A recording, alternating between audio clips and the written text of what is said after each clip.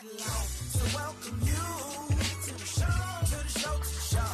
Introduce you to me, introduce you to me.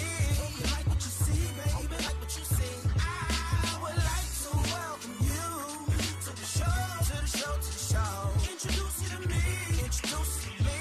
Give me something to talk about, talk about. I'd like to thank you all for coming out tonight.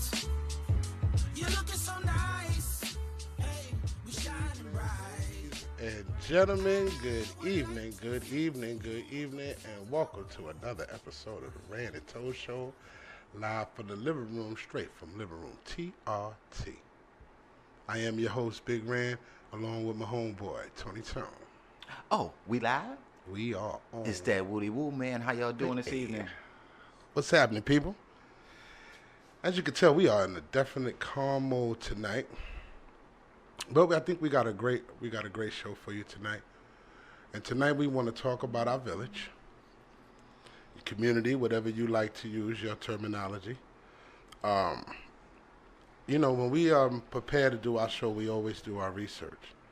And we came across an article that was it's a online service called Quartz. Online, I think it's a newspaper or a magazine, I'm not sure. But it was an article that was written by Avni Patel Thompson, April 12, 2018. Avni Patel Thompson, I hope I said her name right. Hope I didn't mess up her name. A little more than a year ago. A little more than a year ago. It was written on April 12, 2018. You can find it online in this newspaper called Quartz. So anyway, the title of the article is America's Village Are Collapsing, so who's raising the children? And we came across this, and we said, man, and it's because of her story that we decided, you know what, we need to talk about this, because she actually hit it right on the head. And she opened our eyes to a lot of things that maybe we don't get to see ourselves. So I'm going to just give you a little quick update on the story. Again, her name is Avni Patel Thompson. Hope I say it right again, Avni Patel Thompson. So let's begin. Sounds about right. It sounds about right. So let's again, the name of the title of this one is called America's Village Are Collapsing, so who's raising the children? And this fits the time that we're in right now. It just fits the time. It just, you know, some people write articles and people don't really pay attention to them until, you know, you go back and they fit the time. But anyway, this is how she begins her article. Almost 4 years ago, I sat in my daughter's nursery, stressed and anxious. I felt the walls of parenthood pressing in. Our nanny had just quit with no notice. Our second daughter was doing 6 weeks, and I had preschool applications to write for our 2-year-old. And the constant work pressure there were no problems before kids, now made me feel like a hamster on a never-ending wheel. We're going to stop right there at that part of the story, people. Now, she basically just described motherhood, parenthood. Some of us would consider that to be single mother life. Like, she's not saying nothing special. We all juggle that all the time. Mm-hmm. She basically waited a year and a half before conceiving another child. Right. These are normal things that we do. That most women that I know go through. Right. Right. Speak up, Tony. Planned or not planned. No, I'm just cutting in on what you're saying. No, because you're right. You're right. So it's basically, but then she goes on to say, none of this will qualify as objectively stressful. And yet here I was feeling overwhelmed, alone in my struggle. I felt like I was competing with other parents for their sitters, their private school spots, their camp registrations, their everything. I was in a race that I was completely unprepared and unqualified to be running, let alone winning. People, in our communities every day, we have women who go through the same thing. We have women who go through the same thing. And yet, the reason why I bring up this article is because she has yet to say that she's married. Right, I was just thinking of the same concept. Just Yes. with or without a spouse. Right, because still go through the same troubles. I'm sorry. Or struggles, I should say. To me, she seems like a single parent because she points out in the beginning, I sat at my daughter's nursery, not our. So it has me to believe that there's no man involved in the picture at this point. This is why I thought it was a beautiful article. But that would be a bad thing to assume. Right. Because maybe she's just in control of the children's education and things of that nature. That's why she says my.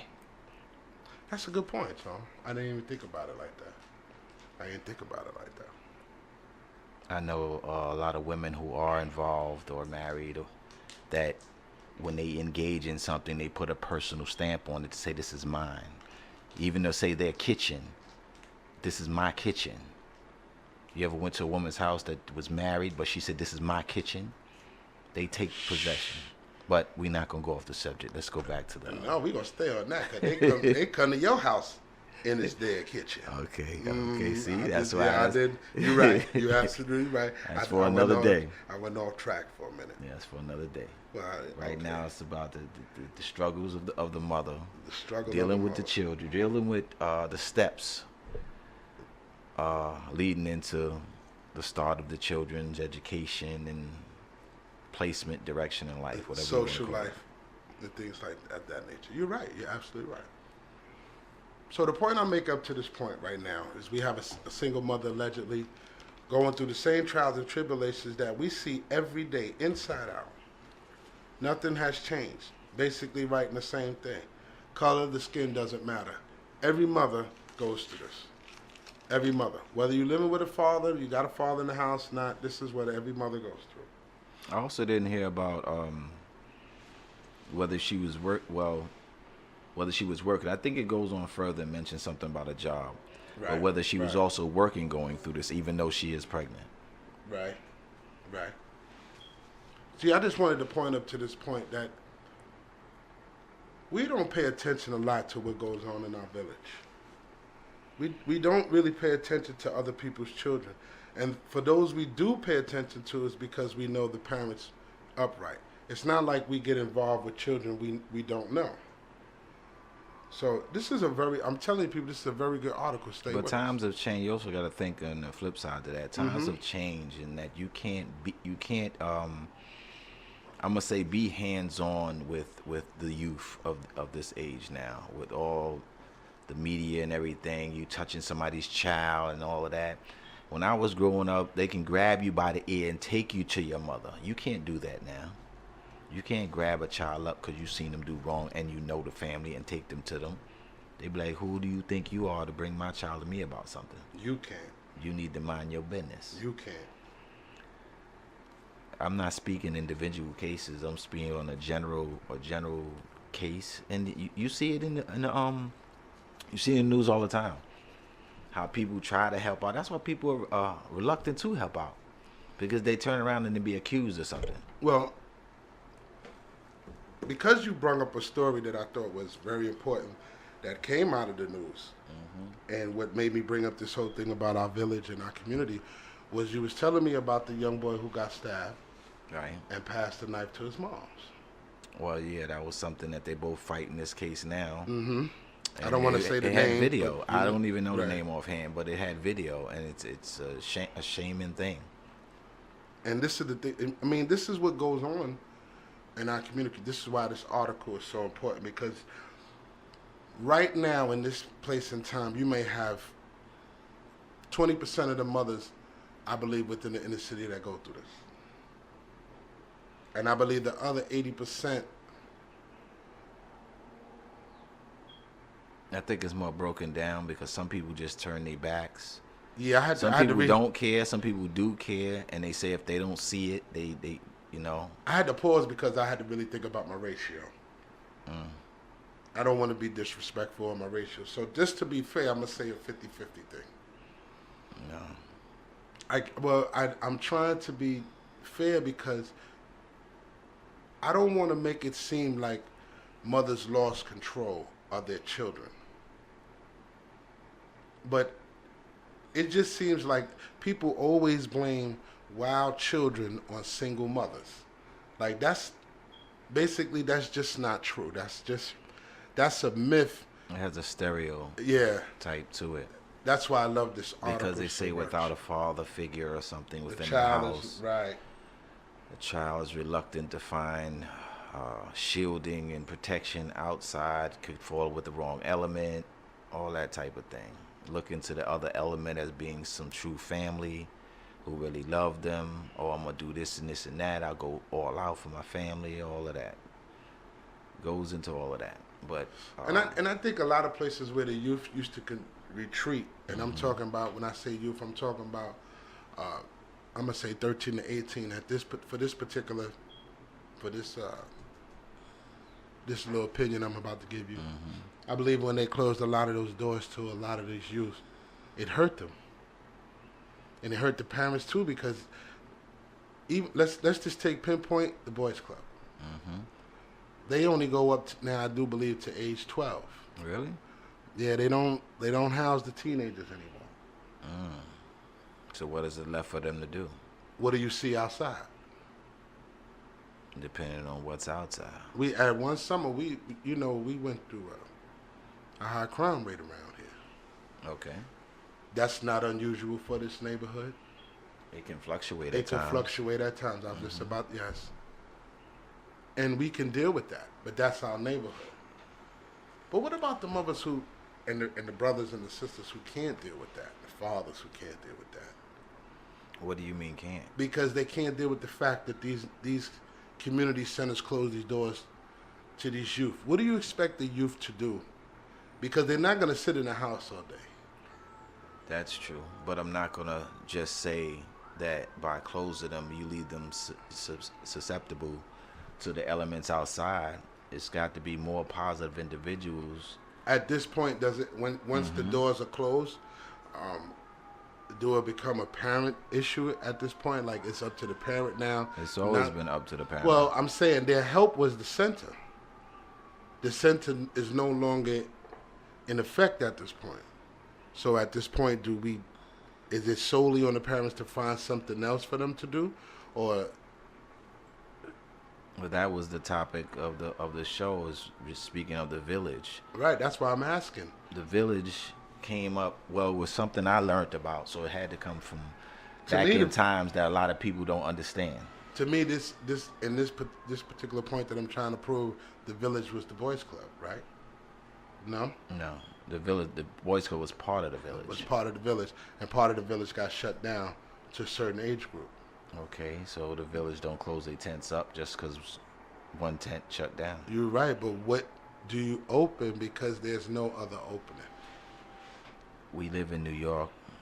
There's our time for making excuses is long time over. There's plenty of things to do here if it's initiated. That's all I agree. can say. I agree. So like I say, so even if the boys club did shut down, that's not the only boys club. That's not the only gym, school that's open, after school programs. From what I'm learning, there's so many programs available just because of where we live and within our city. Now, with that said, why is the village still having a problem? I guess it's commitment from the adults, lack of leadership, lack of participation. So we're not steering them in the right direction the way we should be. Are they steered that way? The scales have weighed against the parents these days. Because the parents now... Should everything fall on the parent?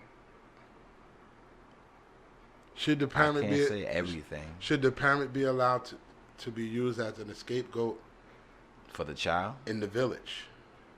No. Because in the village there's more than one parent. Well, it's got to be a village that sticks together.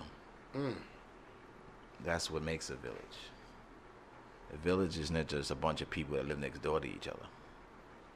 A village is a bunch of people that live together. Amen. That's a good point. It's a very good point. As certain races, if you want to say that, they build their own village within the village. Do we have a problem building our own village? I know we have no problem with tearing it down. Okay, so how would we have a problem of achieving if we... Because there are some communities that thrive more than others. Agreed. So what are the ones who are thriving, doing right, that we're not following? Like, We don't have to follow. We just gotta what's the we want criteria? to share. Just gotta want to share. That's all it is. I think that's very hard amongst, I don't hate to use the word people in poverty, but I think Well, that is a better choice of word It because is. people that lived of poverty have a very difficult time in trusting. this is I would think. You think? I would think, yeah. Well, they have a difficult time in trusting. I know people in poverty don't like to see the next door neighbor get ahead and leave them behind. So a lot of things can occur. See, the whole thing is like it's a shame that you can hit the lotto, but you can't stay there to spread the wealth. That's the whole shame about why the village is falling apart. Well, You you gotta can't- understand what you said when you said in poverty. Yes. Okay, that's just like going in the park across the street and inviting 20 people and bringing out one turkey. But my thing is, if you're so enthused, if you really want to get out of Everybody's gonna poverty, want a piece. yeah, but if you really want to get out of poverty, and you got somebody who just hit the lotto, think about the guy who just hit the 700 and something $1 million. Mm-hmm. Now let's just say, God bless, that was you or I. We might have hit that. Go ahead. Would we move? Would your first suggestion to me be, Big Ram, we need to leave? That's too much money for us to have in this neighborhood. You know the neighborhood. We've been here a lifetime. Unless we was planning on helping to rebuild. Oh, we're gonna do that anyway. I'm speaking in general. Okay. Unless that is the intention, then the first intention is to leave with most people. Because within the environment in which we live, the majority of us, and when I mean majority, I mean 90+%, if we had the money not to be here, we would not be here. So that's the first thing you got to think. You can love as many people in the neighborhood you want. You can love this building, friends, whatever, as much as you want.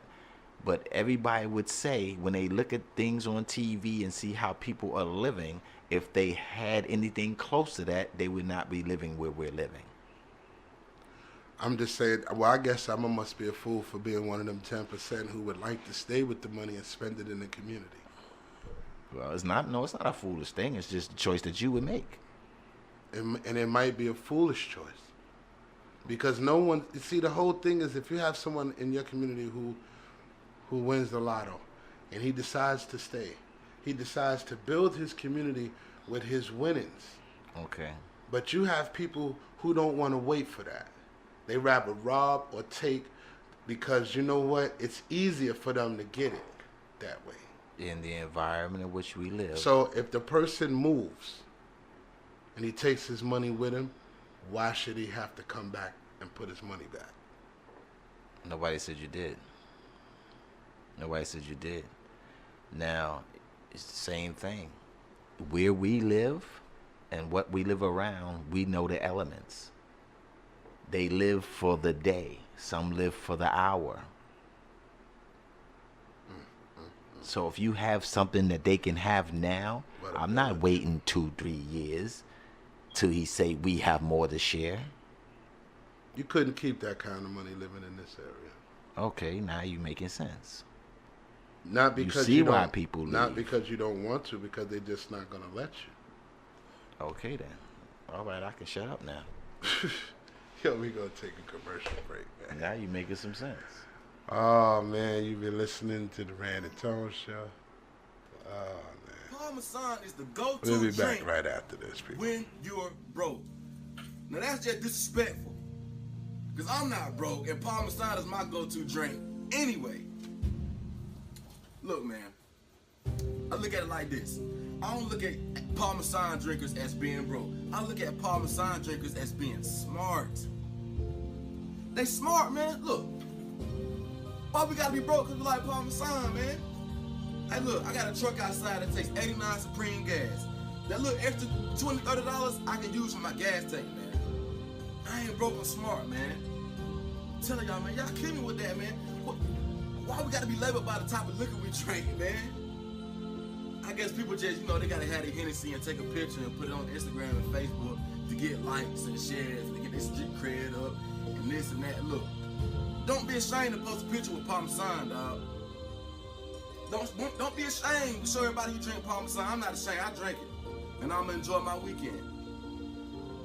Parmesan drinkers, we ain't broke, we smart. Don't be ashamed to drink your Parmesan. Don't be ashamed to drink your Parmesan.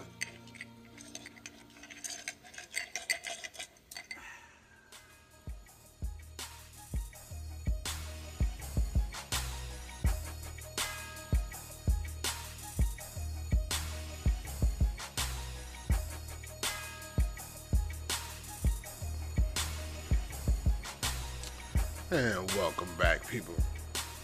You're listening to Big Randy Tone. It's the Randy Tone Show. Welcome back. Living Room TRT.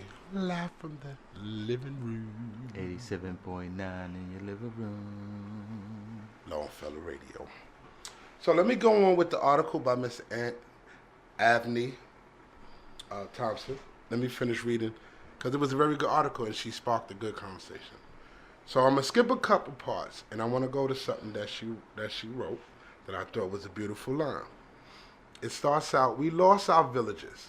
We lost the physical and metaphorical support networks that enable young people to experience parenthood, children, and natural progression. The structures that supported new mothers through childbirth and recovery have eroded, as have the ones that embrace parents by singly being there to care for kids when they had to work or be away. The community used to fill with families and neighbors and friends who were trusted to be there when we needed them to be. But they don't exist like this anymore. This is because of a couple of key reasons. And she goes on to name two reasons. One is mobility is no longer always an advantage, and communities have become more connected and yet more isolated. And I thought that one right there was beautiful. Communities have become more connected and yet more isolated. Mm-hmm. And I think that's the reason why the villages fall apart, because we don't socialize. That is the God's honest truth. She also mentions within the passage that everybody instead of their community building being done with the community personally, everything is done online. Mm-hmm. Mm-hmm. That took out that, you know what? That was one of the main aspects that kills the village. The village don't have to come out and relate with each other because they can do it online. They can do it online. So there's no physical human to human contact. And I think that's what hurts the village That's a lot. what hurts the village. You know? It used to be where the village could come out and share a meal. They don't do that anymore. Boy, it's a lot of activity outside today, ain't it? Yes, man. Fire trucks all over. Oh, we ain't burning up when we doing a show. That's okay. At least we letting people know. Okay, if you say so. But getting back to the point, the last line of this article, it wasn't that just felt alone. It was that. I'm sorry, I read the wrong thing. Sorry. It said the communities used to fill with families and neighbors and friends who were trusted to be there when we needed them to be, but they don't exist like this anymore. This is because of a couple of key reasons. I want to just elaborate on that last part. And the reason why I want to elaborate on that last part, because she said it's not like it used to be. Right. And I have to elaborate on and say that I believe from the opinion that I'm getting from that, is because, the elderly move on. When you move into the next generation and you have that generation who doesn't follow the guidelines of the last generation, I think that's where a lot of us went wrong. Because a lot of us who had children didn't leave, they didn't raise the children. The grandparents still raised the grandchild and everything else. I mean, the moral values were there, but it wasn't continued after the grandparent left. You understand what I'm saying? Mm-hmm. Because now the real parent had to take over, and they were too busy running wild in the street to even assess that, hey, Johnny got a problem, or Johnny needs this. This is what grandma used to do, because she did it for you. But because you got caught up in another life that wasn't taught to you, you learned something new. You were fascinated with it. You left grandma and Johnny behind. Well, based on that aspect, the level of younger adults having to raise themselves at a younger age caused lack of respect for the parents when I raised myself since I was 10 and 12. Had to go make my own food, do my own things. When you take out of the care of the child lose respect. Parents had to work. But that's what she's talking about. That's what she was talking about in her passage. When you used to have the village, you had the next door neighbor that might have had the opposite shift from you that you can trust with the kids, but you can't trust your kids with nobody anymore. You know, that's true. That's part of it. Because I remember back in the days when I was little, we used to have a group of kids that one parent used to pick up from school. This is what I'm saying. Yeah. One parent could get 8, 9, 10 9 kids. kids. Y'all come on. Where Jason? Jason, let's go. Don't want me to call your mother on the phone. Let's go. You're right. And everything was on a respectful level. You was at where you was supposed to be. Cell phones and this, that. You really can't. You know, as I'm thinking about it and we talking about it, I really don't trust nobody dealing with my children like that either. I ain't gonna lie. Well, that's what it has No, become. I understand it. I understand why the village.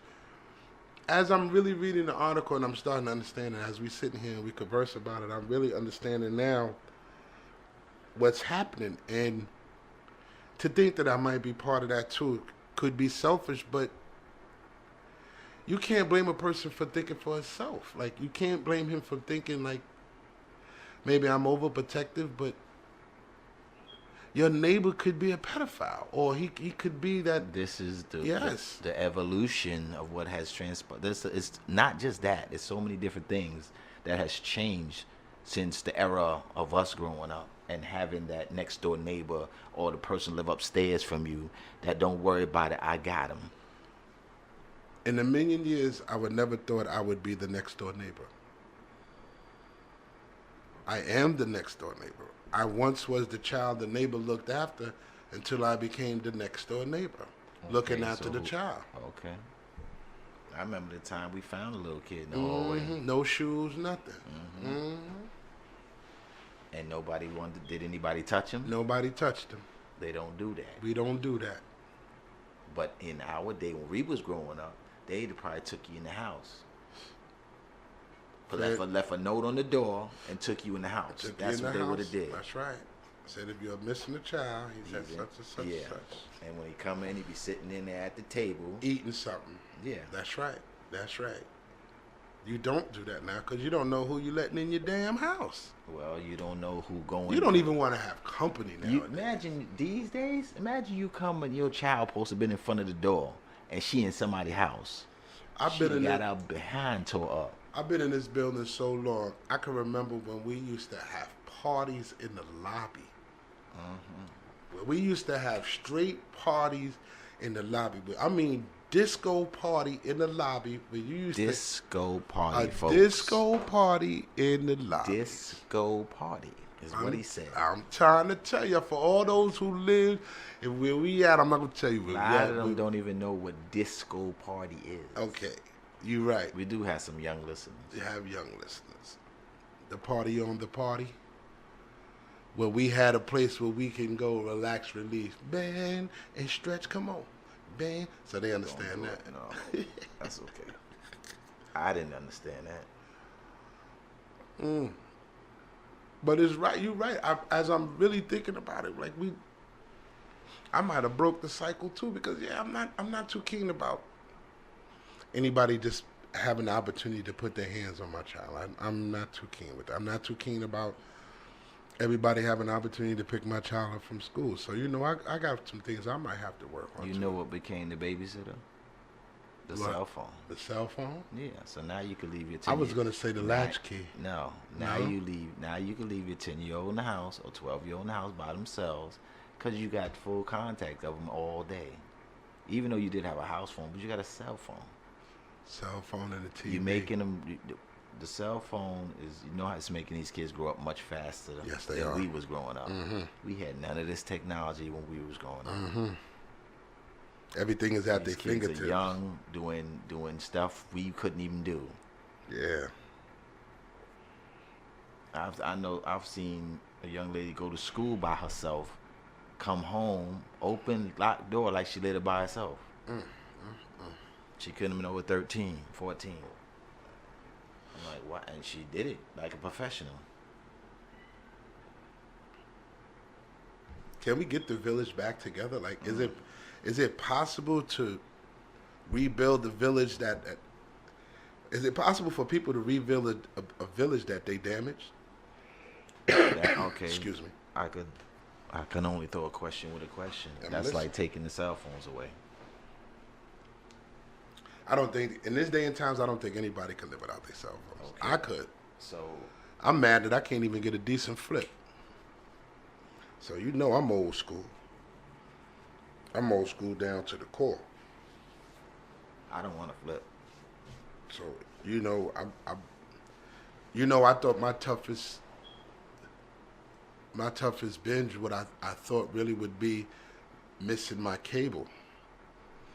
But I realized how interesting regular TV is because of what they report, what you see. You do get a whole different look when you have cable. You do, not gonna lie. And it's much better than regular TV, but you have to really pay attention to the news and how they report certain things. Certain things that you might get on your social media, you won't get on regular TV. But then again, the village destroys social media too, because look what we do with the platforms that we have. Most people are not gonna put too much positive, and they're gonna talk positive, but you know they do a lot of bashing, man. And you said we had that discussion there, you know, in our last session, and you said that's due to ratings. Yeah, bashing sells.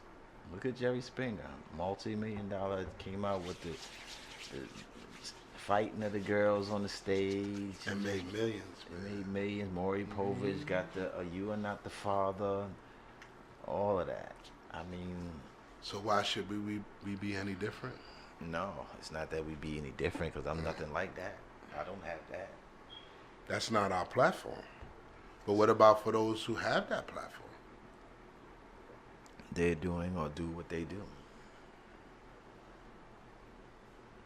Like I said before, there are some underground media things going on the page that's incredible, man. But as being the village on YouTube, I would like to see us come together and really create something for the village of YouTube to really where everybody could maybe get multi-rich. They would not expect that. If everybody was to put their heads together and form a social media conglomerate, they couldn't deal with that, man. Okay, well, you start something then. I don't know how, but you best believe I'm on it. Okay. You know I'm on it. You know I'm on it, because my whole ambition for the team is that we gonna keep moving. I said we gonna start with this podcast, and I said, yo, we gonna get this radio station. Did we not get that? Yeah, we did. We definitely did. We got that. We definitely made. Was definitely still on our path. We got on that FM broadcast, and even though we don't get a lot of people who really pay attention to us, we keep moving. We keep progressing. And for the people who do listen to us, they always say, listen, try this, try that, because we listen to it. And listen, we have right now 5 faithful followers.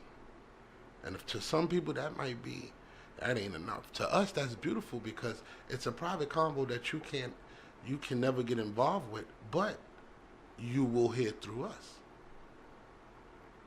And I like that. It's just a level of expression. So, you know, we did the podcast, we got the radio station, now I'm pushing for the TV station. Now I'm pushing for that's the TRT, Talk Radio Television. That's the TRT, that's what it stands for. And that's how we move. Once we get all 3 of those locked in, we good. We ain't doing nothing else. We just gonna keep striving. But know what we should have locked in on? That I'm ashamed that I missed it. Mm-hmm.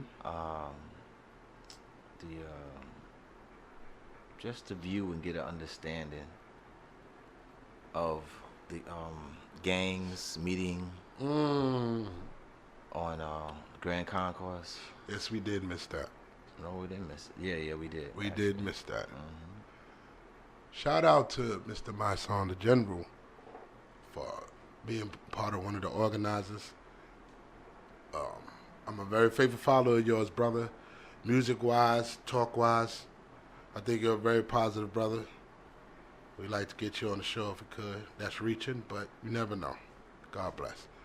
Anyway, yeah, that was I have to tip my hats to all, the gangs that were involved. I don't want to shout out one gang. I'm going to say all gangs, so that covers everybody, so I don't miss a word of anybody. That was one of the most fascinating things I have ever witnessed through video in my life. To see everyone come together and not have a single problem, a single threat, a single bad word, a single leak. The only thing you could do is tip your hat to that, and no one's talking about that. That's not even making news on social media. It did for the. Through Snoop. Shout out to Snoop. And it all started, and we hate to glorify anything up here, but it all started because of the death of the young man, Nipsey Hussle. Rest in peace to his family, to Mr. Hussle. But I think it was just, and I'm glad it happened in the Bronx. I'm glad it took place in the Bronx, and I'm glad that whoever allowed them and gave them the permission to use the steps and the path they chose to walk, I applaud you too, and thank you for allowing the brothers to get together to do something positive and not push and shove and scream and yell. And the women who are out there too, and the children who are out there, it was a beautiful thing, and I'm very proud of that. And I'm very proud that it happened in the Bronx. We miss a lot of things, trying to prepare ourselves for the future, so please forgive us. We have obligations and things like that. I'm sure people understand.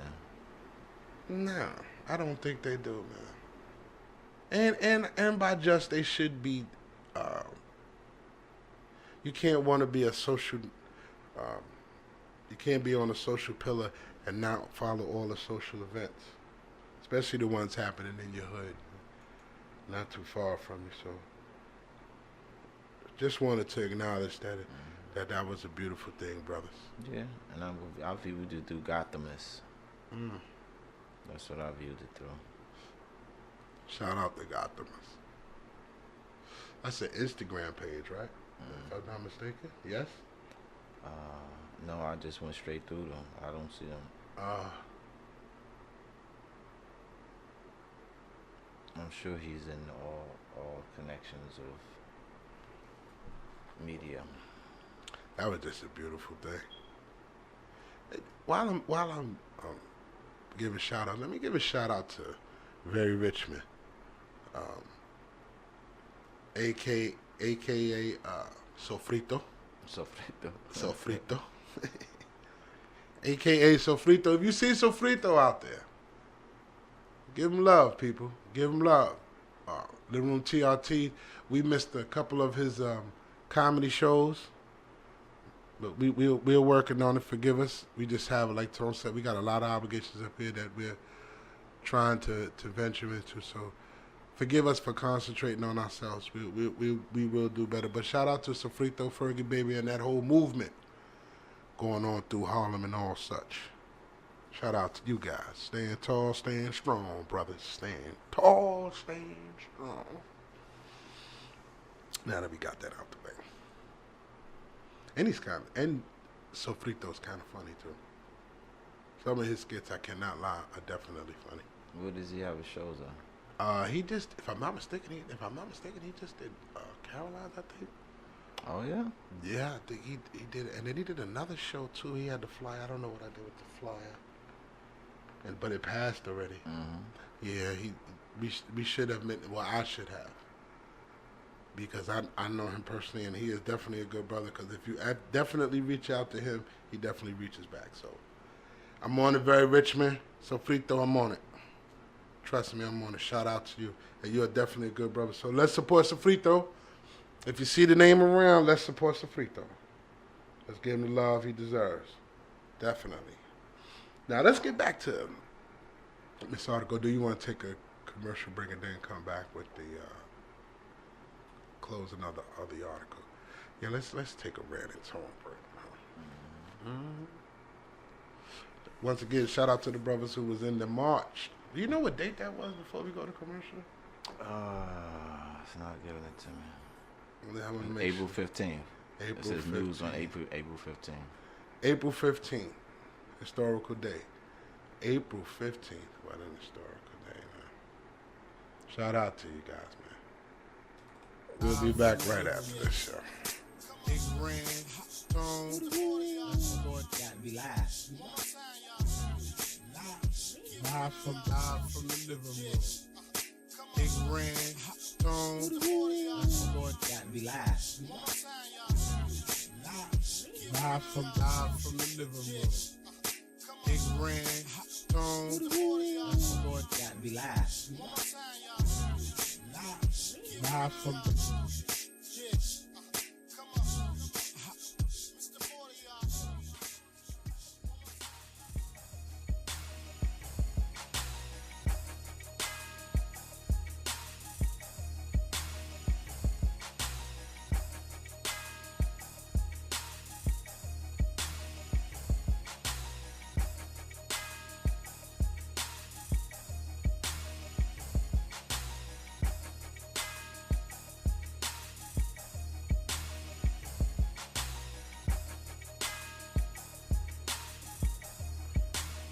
And welcome back, ladies and gentlemen. Welcome back to the Rand and Tone Show. Shout out to the Wake and Bake Boys. Shout out the Vanguard. Shout out the Black Marvel fam. Shout out to Lou I Is. Logitech. Paul Very Masson. enjoyable. Yeah, Definitely the police. definitely the police. Shout out to Amazon too, man. For that certificate. Hopefully it ain't that big one comes through. Shout out to you for that. Maybe I shouldn't have said that on there, but what the hell. So, before we went to commercial break, before we even do that, give them the name of the GMAC. Let them know what the GMAC is and what GMAC is the Gangsters Making Astronomical Community Changes. Yes. So please follow GMAC if you get a chance. Say it again what it is, Tom. GMAC, G-MACC. Gangsters Making Astronomical Community Changes. I'm going to look into them myself to find out how do they connect from wherever they're at and move forward and do some things in different neighborhoods. That's something to look into. See if they have a, go more into their page, see if they have a newspaper, things that they're doing. Try to bring communities together. As you say, the villages. To me, they right up there with Black Lives Matter. I don't know. I got to look more into them. To Yeah, understand. because you know what? I think that's been done before, just not on the tip that it's been done on that day. Like to let the world see was different. That was the beginning.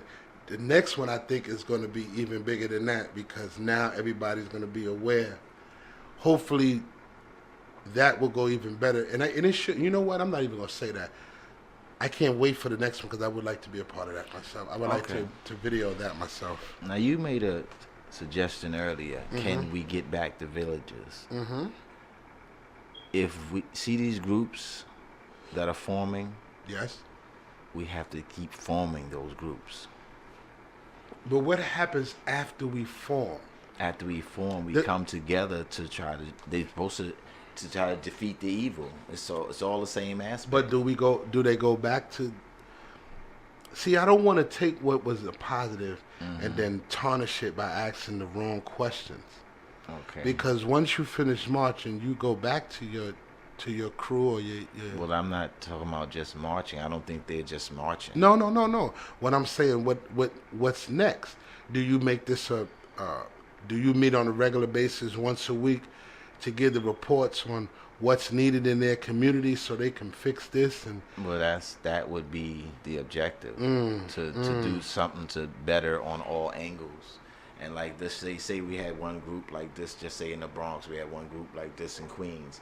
We can come together, spread over to Manhattan, where you're controlling the whole force. Now, and that forms a village, which is governed, going into other things that we had talked about.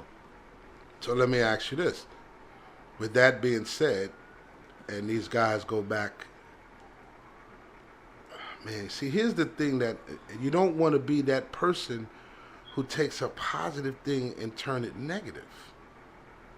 But there's some things I would like to know. Because if you're saying that you want to better your community by uniting the gangs, now some of these gangs are sponsored by illegal money. Does the illegal stop now? I don't know. Yeah. That would be a decision of the higher up to see what their objective is. Mm-hmm. Because obviously, by law, that would have to be eliminated if you're trying to bring these communities together. Even if it's feeding the community? You can't. You're right. You can't do that. You're right. You can't do that. So if you got the community help, that wouldn't be needed. That wouldn't be needed to need other sources of to need any source of illegal income. That shouldn't be needed. See, that's my stand. That's where I stand, right there, because I don't know. Because you make a good point. You can't take a positive and overshadow it with a negative.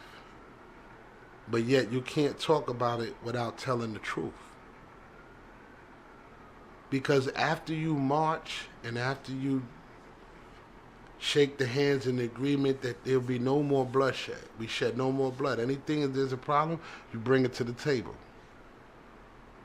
What happens to the part where now you're thinking about the community? Do you stop what you're doing within your community? Because I don't like the, I don't know. How do you mean stop as far as being productive and creating a lock on things? Is that Yeah, because if you're just because you got them to make peace, right? So do they stop with the drugs and things like that? That's against the law, so that's always going to be fought against regardless. But no, wait now, because we're not talking about the law. We're talking about rebuilding our village. Now that's not what they're coming to meet about. They're coming to meet about shedding bloodshed. Right.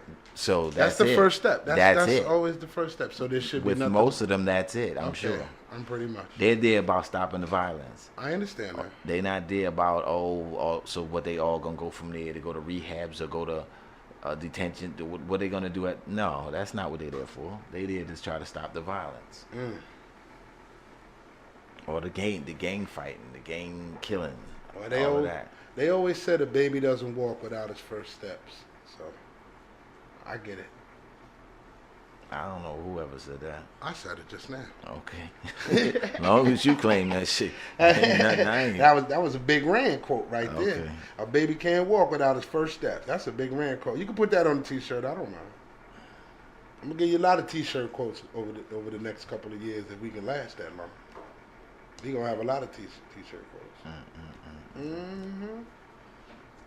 But let's get back to Miss Thompson. And shout out to G-Mac too. I think that's a beautiful thing. Beautiful name too. Beautiful everything. Well, so she ends up going into about abundance and everything else and how we behave. So I'm gonna just go into a certain part of the phrase here so it can give you the concept of what we're talking about and how where our mind is in the field at this point. So she continues, as we humans behave like this when we exist in sacrity. Today's world are overstimulations, overscheduling, oversharing might not feel like a sacred world, but we're lacking additional shoulders to rest the mighty burden of raising the next generation. We may have all the Netflix shows and yogurt options we could ever dream of, but we don't have the time or support networks that allow us the opportunity to consume them. This is why I read this article. We just got finished saying that we're not using our social media wise.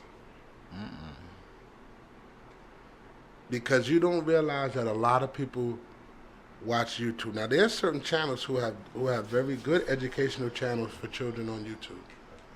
Because I happen to let my 2-year-old has learned to count very well because she likes the cartoons and the numbers that they show. She's learning already in advanced stage. So there are options. It does help. But then there are times when, because she's flickering, and you run across things like, what are you watching? What the hell is that? So you have to be very careful about our social media pages. But she makes a good point.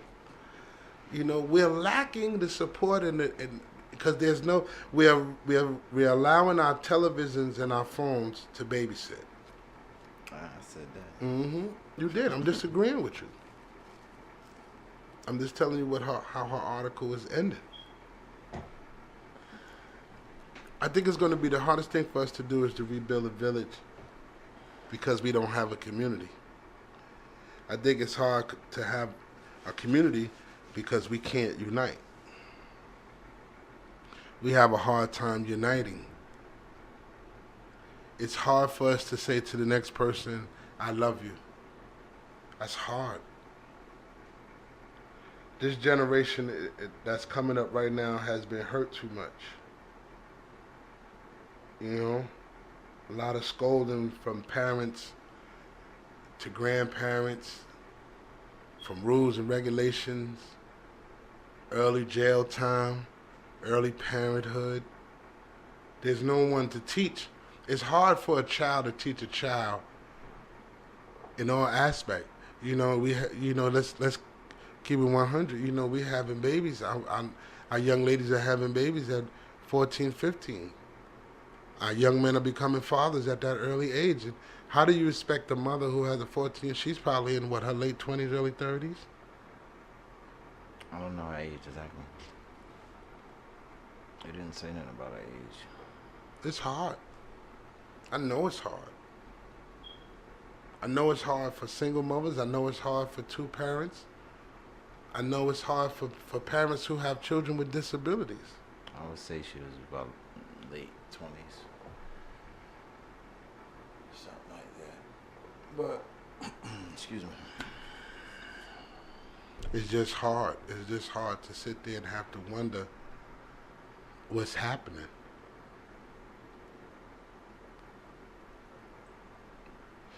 Do you think this community has survived a long time? Because there were one time that we were the only 4 buildings on the block, stretching from the highway to highway, from the Sheridan to the Cross Bronx. That's how things have changed. Yeah, they have evolved. The Bronx have definitely been put back together, but so has the crime changed, man. So has the making of the knives and the guns. The drugs changed. Everything has evolved along with the building of time. Mm-hmm. And don't get me twisted, because I condemn nobody for any type of way they take care of their family. That's not my purpose here.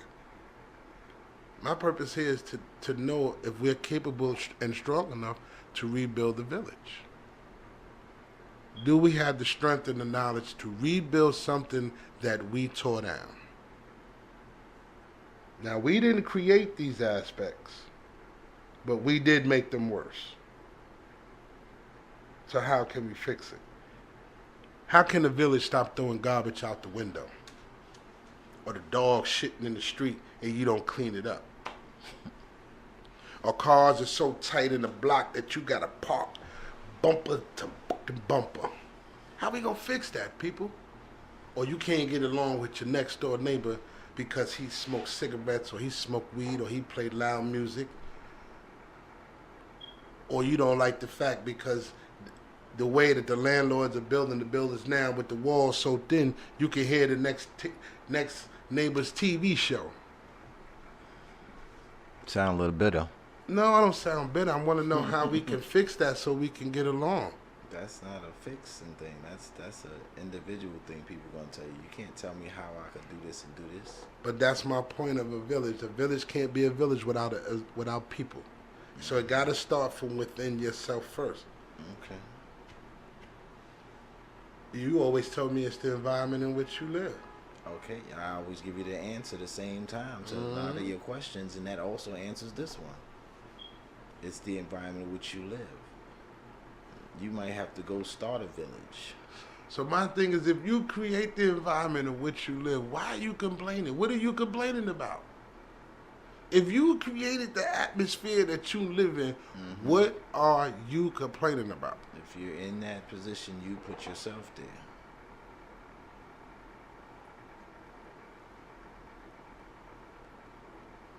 You know, in the mix of chaos and turmoil, there's always the innocent. Always.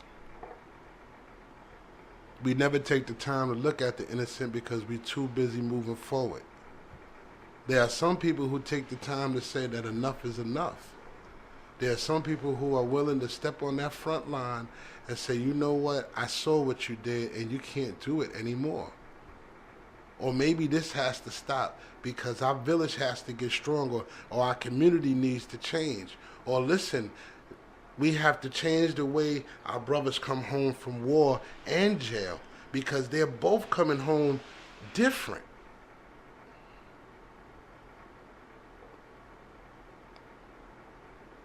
The village is taking a hit that nobody wants to absorb. The village has been broken up.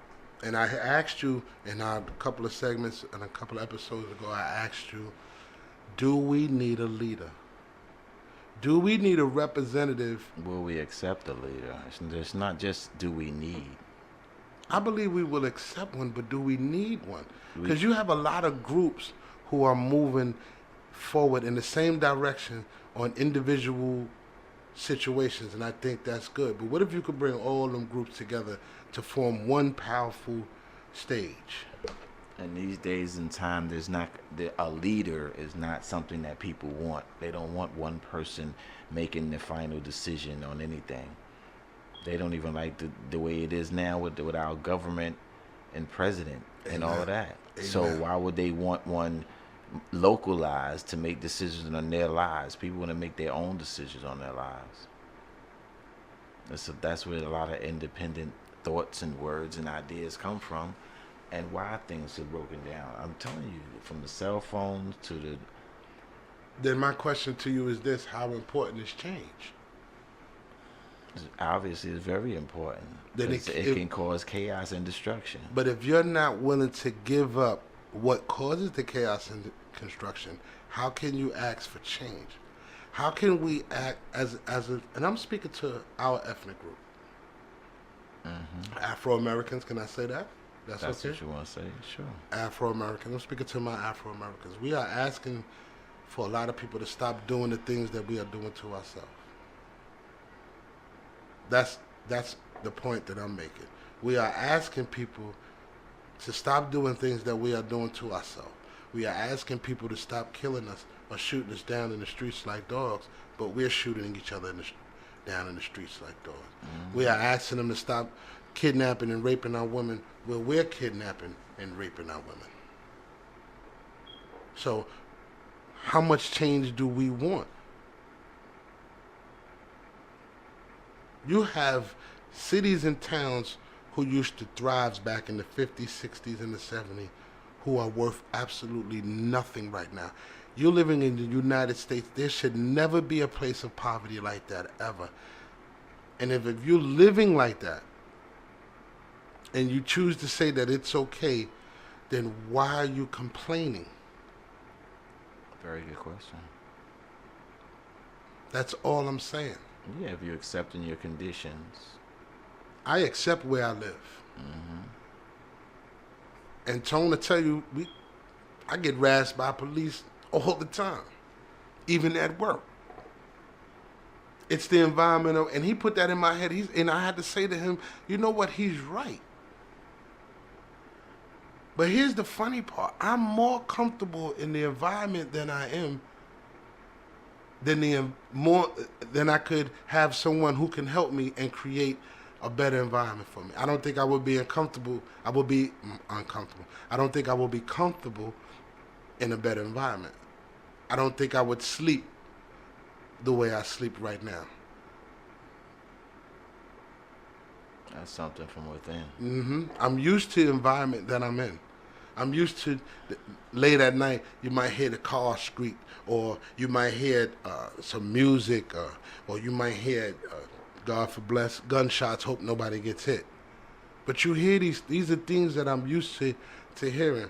Now, you go south, you don't hear none of that. You hear 5 different type of birds and all kind of other stuff. You don't hear none of that. And if you do hear it, shit, you can hear, you so quiet in the south, you can hear a gunshot a mile away. I don't know if my body's ready for that type of peace. Yeah, I'm just telling you. People want change, but You talking about deep wood south? They got they got city south I'm just where saying. you hear the same thing. Maybe not the gunshots as much, but you hear the bus go by and there's a pothole that the same car keep hitting when he come out his driveway. I'm just asking, how much do we really want change? Do we really want to change our village to a better village?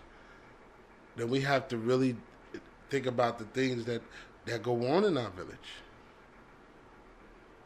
We can't ask for somebody to give us something that we're not willing to give ourselves. That's just my opinion, no one else's. Well, That's first, just me. okay, if you want to go there, then first you have to take stock of who your village consists of. Amen. That's where you have to start.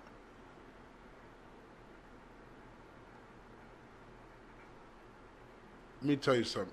Every village consists of a professional and a non-professional.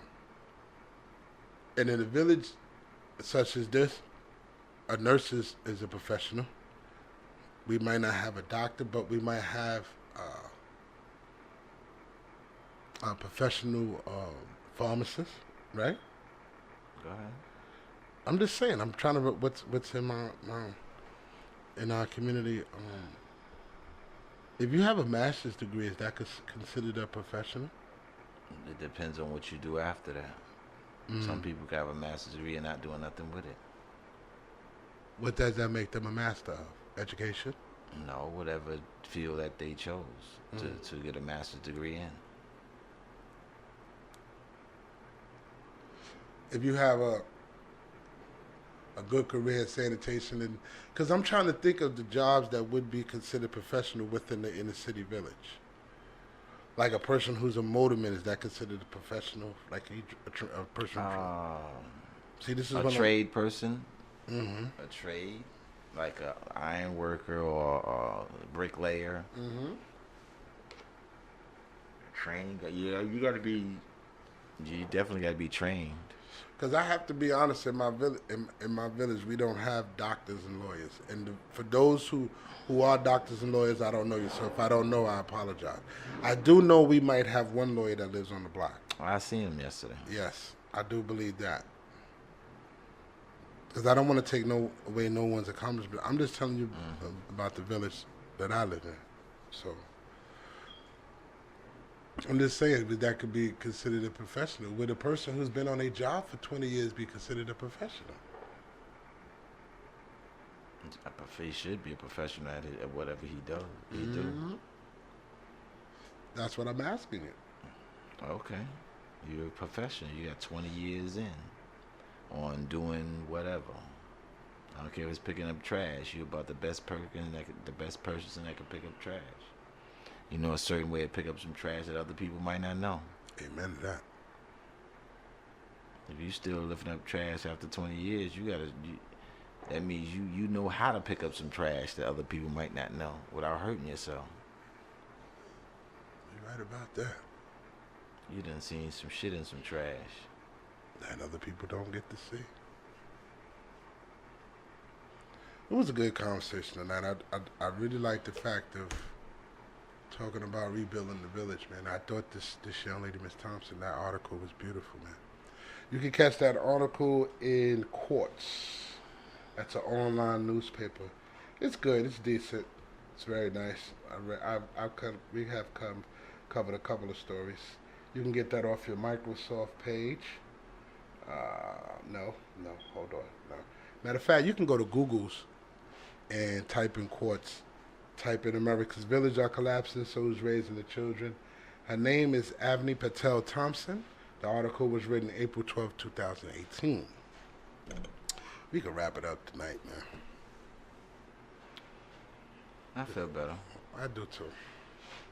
I feel a whole lot better. Fans blowing so hard, sound like we flying through the air. Nice and cool in here, though. Nice and cool. I'm in a simulator. people, by all means, please concentrate on your village. Concentrate on the things that are happening. I used to. I'm getting back into it. I'm finding things to be a little different than the way we used to do things. So let's just look out for our children, yo. yeah, basically that's what I'm saying. Look out for our children. Way to hit it on the head, man. I didn't get all the news information, but I heard a little kid got killed. I think 2 or 3 years old, ran out in the street, and the mother couldn't get there in time. That was today, actually. Lord have mercy. The mother sat there and watched the kid get, I don't want to say murdered, but get killed. We have to pay attention to our children. Yours, mine's, ours. That's the way it should go. Yours, mine's, ours. Shout out to that mother. My God. Yours, mine's, ours, people. Remember that. Until we see you again. Oh, make sure, before we end, make sure you check us out, too, with Saturday Conversation. And if you notice, I didn't spell everything right, so check the meaning. Well, you gotta do things on purpose. The one with the words misspelled, that's the one. Yeah, there's a reason for that. Check out the Saturday Convo. That's with the crew. I like that. Every Saturday, you catch us up by Monday morning, you know how we do. But you'll catch our show. Until we meet again next Thursday, I'm Big Ray, and that's my homeboy, Tom. We see you on Saturday.